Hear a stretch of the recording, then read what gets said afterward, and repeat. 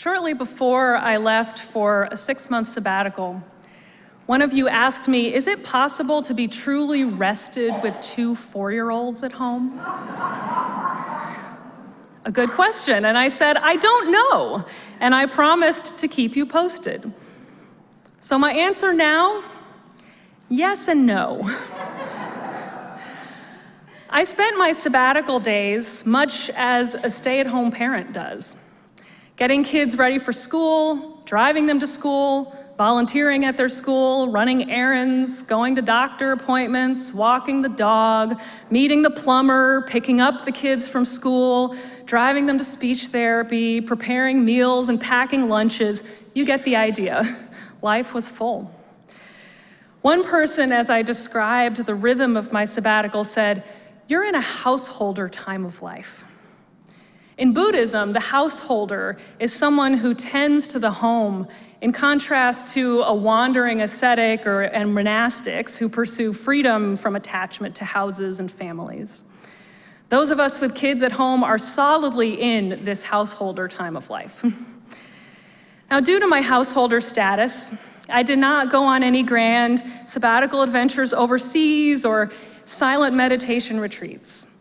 But I did have pockets of time here and there for reading, spiritual direction, and enjoying the outdoors before it got too hot. I took a couple trips to the beach and spent some time in the Texas Hill Country enjoying peaches fresh off the tree. I prioritized reconnecting with friends after the isolation of the pandemic and found a lot of joy in hosting people at our house, as chaotic as it was. I didn't get any more sleep than I usually do. And while I didn't feel rested in the traditional sense of not sleepy, I did experience rest. Most people, when they hear the word rest, think about sleep or restful activities like yoga or watching TV or getting a massage or laying on the beach. But real deep rest is not synonymous with sleep. And it's not about making plans to do restful things. It's not something you accomplish, and it's not something you can schedule into your otherwise busy days.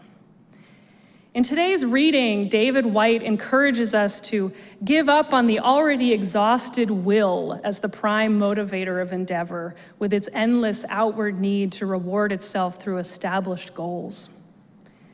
In The Sabbath, a book that Reverend Cantor gave to me before I left on sabbatical, the author Abraham Joshua Heschel reflects on the verse from Exodus, 6 days shalt thou labor and do all thy work, which of course is followed by the 7th day, a day of rest. Is it possible for a human being to do all their work in 6 days, Heschel asks? Does not our work always remain incomplete? He concludes that what this verse means to convey is this: rest on the Sabbath as if all your work were done, or rest even from the thoughts of labor. Now that one's hard for me. I don't know about you. Rest even from the thought of labor was one of the biggest spiritual challenges of sabbatical. Setting aside all thought of my work here at church, even that which was incomplete, so that my mind and heart and spirit could dwell on other things. I so rarely have totally unplanned time in my life these days, time when I can just see what surfaces or arises. And I had a little more of that during sabbatical, and for that I am very grateful. Josefa Rangel, a doctor in San Francisco, sees patients who are exhausted and struggling, even though they are young, eat well, and exercise, and do all of those right things. She believes that the missing ingredient is rest. She says rest is not a laundry list, do these 10 things. It's more poetic. Surrender to the darkness. Surrender to the yin time.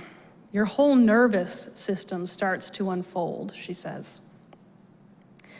Another thing my restful sabbatical was not is still. Rest doesn't require the ceasing of all movement. In fact, it's quite the opposite. David White in the reading describes rest as an exchange or a movement of giving and receiving. He says, when we are rested, we are a living exchange between what lies inside and what lies outside. You can be rested even while putting together an elaborate meal for a crowd or surrounded by the chaos of loving family, he reminds us. Dr. Rangel describes rest as low tech. It's about community, listening to your body, napping, yes, and movement. It's about a shift in mindset rather than techniques or treatments. In a sermon right before sabbatical began, I said, my hope for you is that you will find ways to experience rest, to connect with what matters, to recenter yourself and who you want to be in the world and how you want to be remembered. What kind of rest have you experienced recently? Have you taken time for Sabbath, even if just here and there? I really would love to hear about your experiences if you have, or if you've struggled with this. Rest can take a lot of courage. For some of us, it takes courage to do nothing for a change. But it is when we rest, says Unitarian Universalist minister Frank Clarkson, that we start to see that under the surface there is a silent and invisible life, that we are made to be in touch with this mystery, to rest assured that beneath the work and the struggle of this life, there is more going on, and we miss it if we only live on the busy surface of things. A few days ago, a New York Times headline asked the question, is the world really falling apart, or does it just feel that way? It's a question I've asked myself a lot recently. On the busy surface, it does look like things are falling apart. I started noticing this during sabbatical in small, very close to home ways. Things were crumbling, shattering, and tearing around me. My clothes and my children's clothes were developing holes at an alarming rate. 3 or 4 glasses and bowls shattered on the kitchen floor within the span of a few weeks. One of the blades on our air conditioning unit snapped off. My car windshield cracked, creating a many-legged spider pattern around my rearview mirror. The kitchen floor tiles began cracking, crumbling, and developing what I can only describe as craters. At one point, I actually considered filling them with multicolored grout to make light of the brokenness, kind of like the Japanese art of kintsugi, in which broken pottery is repaired with gold lacquer. I haven't gotten to that yet. At the same time, it felt like things were going wrong all over the place. Day 1 of sabbatical, January 1st, we had to lay our dog Emily to rest. She was 18 years old and had a number of health issues, but that didn't make it any easier to finally say it's time to let her go. There was the disappointment of canceled plans, both personal and sabbatical related, due to the rise of Omicron early in my sabbatical. There was quarantine after quarantine after quarantine. My children barely went to school in January and February, and some of that time our whole household was taken down with COVID. And in March, a friend the same age as me and a mother of 2 died very suddenly from a massive brain tumor. Then there's the state of the world. The same week that Russia invaded Ukraine, I started reading the book All the Light We Cannot See by Anthony Doerr, which takes place during World War II. It sounds like some of you have read that. The similarities between the 2 eras of children living in fear, hearing airplanes and bombs overhead was striking. Then a couple months later, the horrific violence at Robb Elementary School in Uvalde and the attacks on reproductive freedom and the rights and dignity of people with uteruses. Okay, I'll stop there.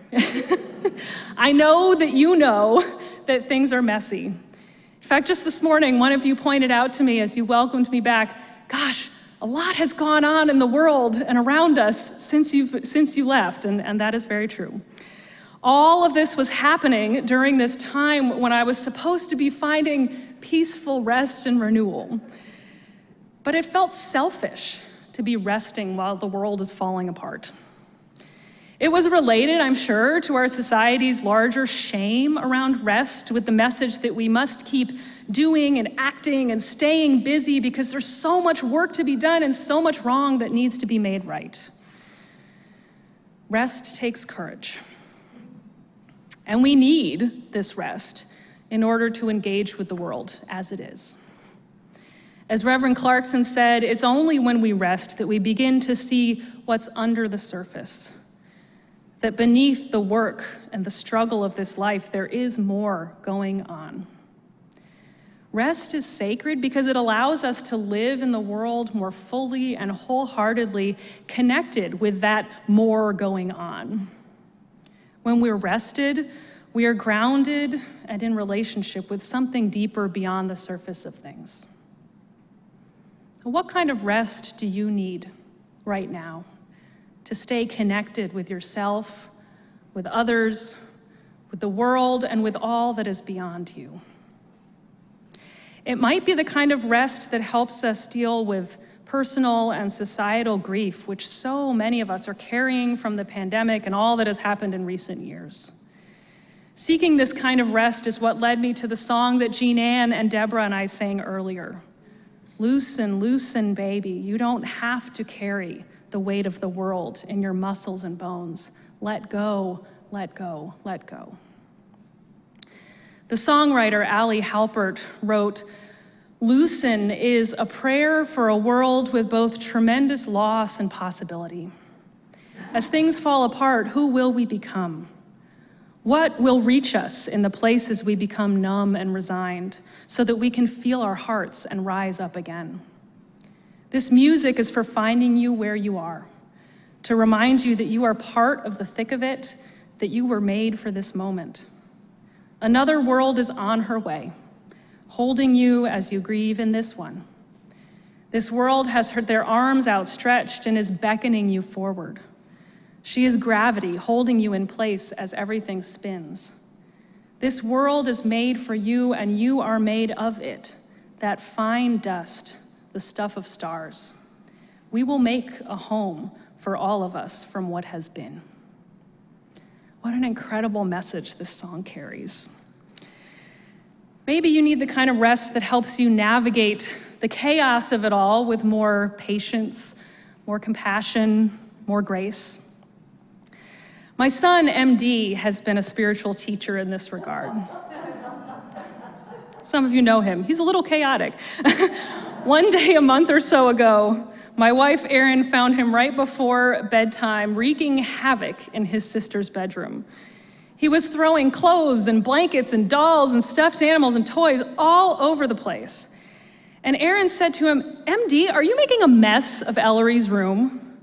And he turned to her with a big, proud grin on his face and replied, "No, it's an obstacle course." And I thought, now that is a sermon. Way to go, MD. Your life and your world may seem like a mess, but what if we reframed it as an obstacle course? What creativity and possibility might emerge? One of the many excellent books that I read during sabbatical was called The Talk, Conversations About Race, Love, and Truth, which is a collection of conversations that parents have with their children about race in America today. In one of these, Christopher Myers refers to the ancient Greek myth of Asterion, who made his home in a maze. There was a comfort with finding his way, a thrill at the daily discovery, writes Myers, because no maze can lose you if you know where you belong inside. No maze can lose you if you know where you belong inside. What beautiful wisdom to offer to one's children. When you know where you belong inside, you're better able to find rest. Again, back to this morning's reading, David White says, "To rest is not self-indulgent.